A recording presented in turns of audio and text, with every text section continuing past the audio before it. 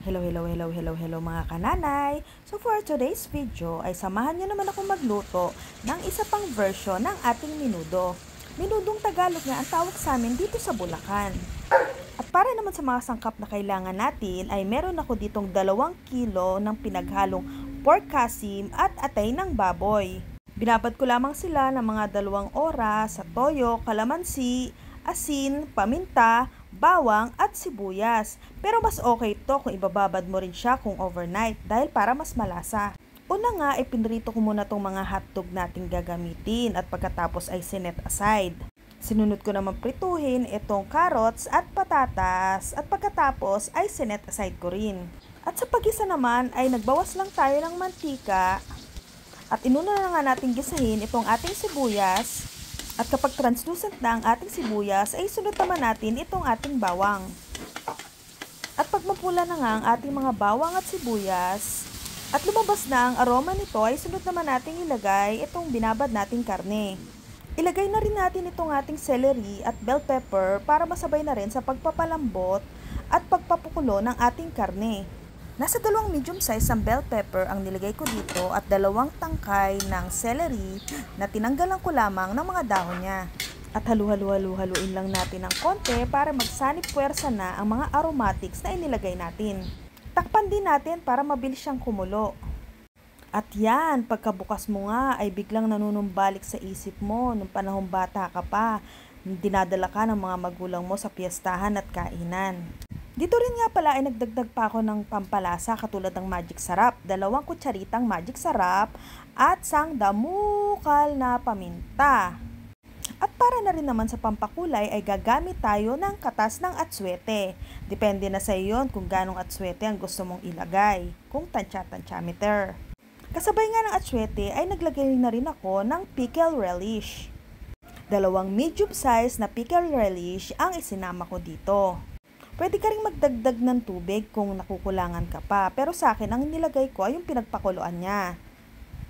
Naglagay din ako ng 2 kutsarang asukal, pampabalansi naman ng alat, pero ito ay optional lang sa inyo. Hinayaan ko pa rin itong kumalo at pagkatapos ay tinakpan para mas lalo pang mapalambutan. At nagdagdag pa rin nga pala ako ng dahon ng laurel para naman pampadagdag aroma at sarap din dito sa ating menudo. Ayan, at kitang-kita mo na nga na lumalabas na ang mga mantika ng ating niluluto.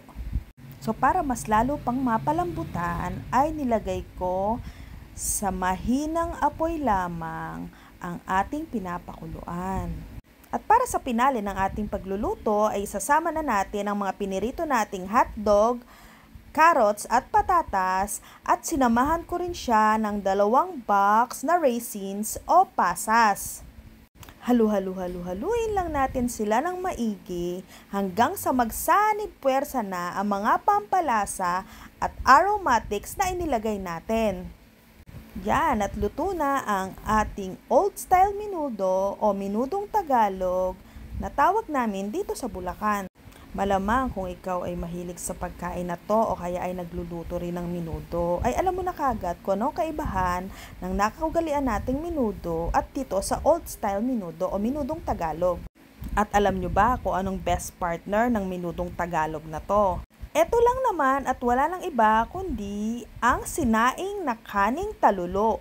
Para po sa di nakakaalam, ito po yung bigas na ibabalot natin sa dahon ng saging at lalagyan ng konting asin at pagkatapos ay isasalang po natin sa kaldero na may tubig. O siya, since luto na rin naman ang ating kanin at masarap din ang pagkakaluto ng ating menudo, ano pang hinihintay nyo? Kumuha na rin kayo ng mga kanin bahaw nyo dyan at sabayan nyo na ako. The best din nga pala tong menudo na to at kanin talulo kung sasamahan mo siya ng atsarang papaya. Ito ring atsarang papaya na to ay madalas mong makikita sa mga handaan noong araw bilang kapartner at pang-alisuya sa mga handa. Kung ikaw ay nakaka-relate sa mga sinasabi ko, ay nako, tsak ngayon pa lang ay natatakam ka na habang kumakain. Sa unang subo nga ay talagang, mapapa-thank you Lord ka na lang talaga sa sarap ng pagkain. O paano ba yan mga kananay? Itutuloy ko na itong pagkain ko ha. I-try nyo na rin itong iluto dyan sa mga bahay nyo. Maraming salamat sa panonood!